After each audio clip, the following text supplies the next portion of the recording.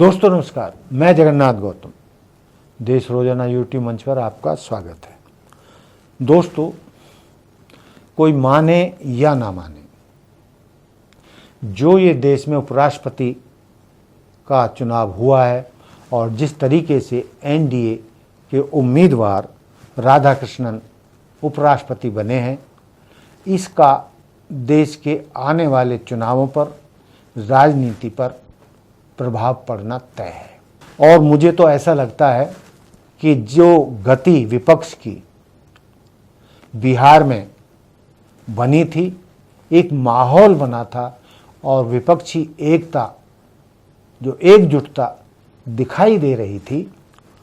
उस पर भी इसका असर पड़ेगा। और राहुल ने जो मेहनत बिहार में की आरजेडी के साथ मिलकर, वो काबिले तारीफ रही है। और उपराष्ट्रपति चुनाव से पहले ऐसा लग रहा था कि बिहार में इंडिया गठबंधन का जीतना लगभग तय हो चुका है, लेकिन उम्मीदों के विपरीत जिस तरीके से इंडिया गठबंधन के उपराष्ट्रपति चुनाव के उम्मीदवार रेड्डी जी की हार हुई है 152 वोटों से, और विपक्षी दल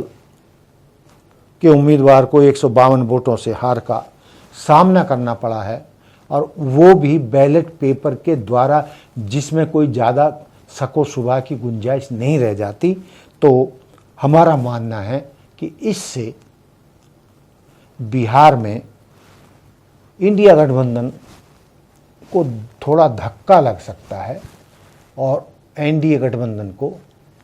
बढ़त मिल सकती है।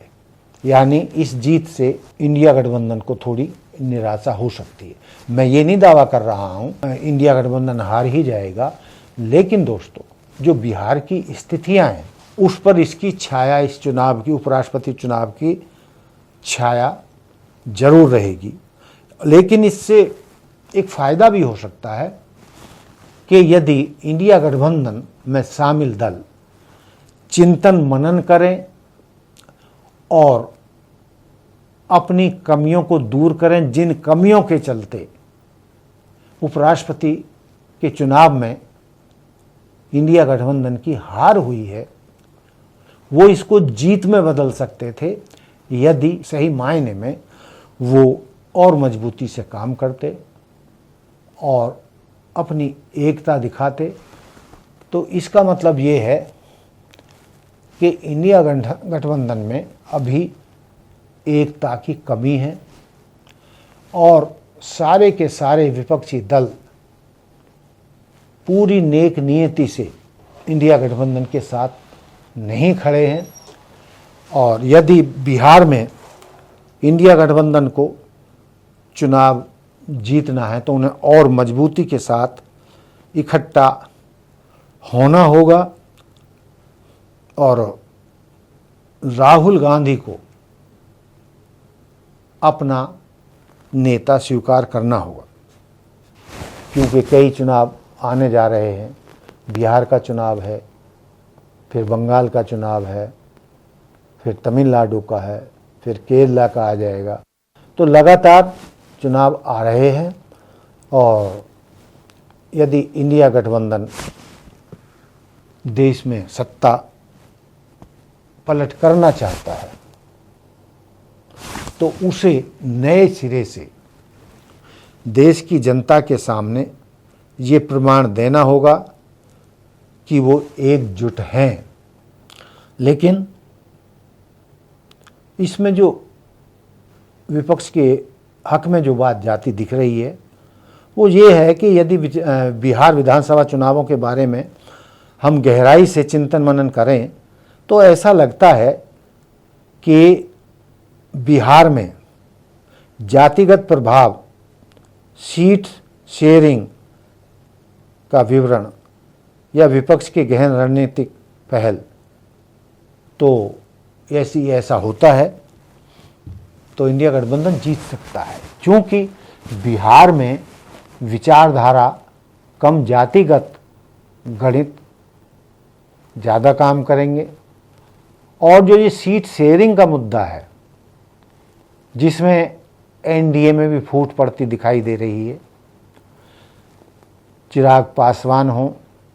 या मांझी जी हों, उन्होंने दावा किया है कि वो बिहार की 243 सारी की सारी सीटों पर अपने उम्मीदवार खड़े करेंगे। यदि ऐसा हुआ, कई और भी छोटे दल हैं जो इनके साथ आ सकते हैं, तो एनडीए को बिहार में हार का मुंह देखना पड़ सकता है। और यदि मांझी जी और उनकी पार्टी, चिराग पासवान और उनकी पार्टी इंडिया गठबंधन से हाथ मिला लेते हैं, तो फिर निश्चित तौर पर बिहार में इंडिया गठबंधन की सरकार बनने से कोई रोक नहीं पाएगा। और ऐसा लग भी रहा है कि सीट शेयरिंग में एनडीए में फूट पड़ना तय है। हालांकि ये स्थिति तो इंडिया गठबंधन में भी आएगी कि जिस तरीके से कांग्रेस 70 सीट मांग रही है और आरजेडी उन्हें 50+ देना चाहती है। हालांकि फैसला तो हो ही जाएगा, इससे पार्टियां नहीं टूटेंगी, गठबंधन नहीं टूटेगा। यानी इंडिया गठबंधन को सीट शेयरिंग में उतनी परेशानी नहीं आने वाली जितनी कि एनडीए गठबंधन में सीट शेयरिंग में परेशानी आएगी। यदि एनडीए या भाजपा हाईकमान मांझी जी और चिराग पासवान को मनाने में कामयाब रहा तो ठीक है, लेकिन जो मुझे बिहार के मामले में जो एक बात सबसे ज़्यादा खटक रही है कि सारा देश जानता है कि रामविलास पासवान जी मौसम विज्ञानी थे और शायद ही पिछले दशकों में कोई ऐसी सरकार रही हो, चाहे वो एनडीए की हो, चाहे कांग्रेस नीति गठबंधन की हो, वो हरेक में मंत्री बने। यानी वो पहले ही भांप लेते हैं। मौसम विज्ञानी लालू जी उनको कहते हैं और लोग भी कहते रहे हैं।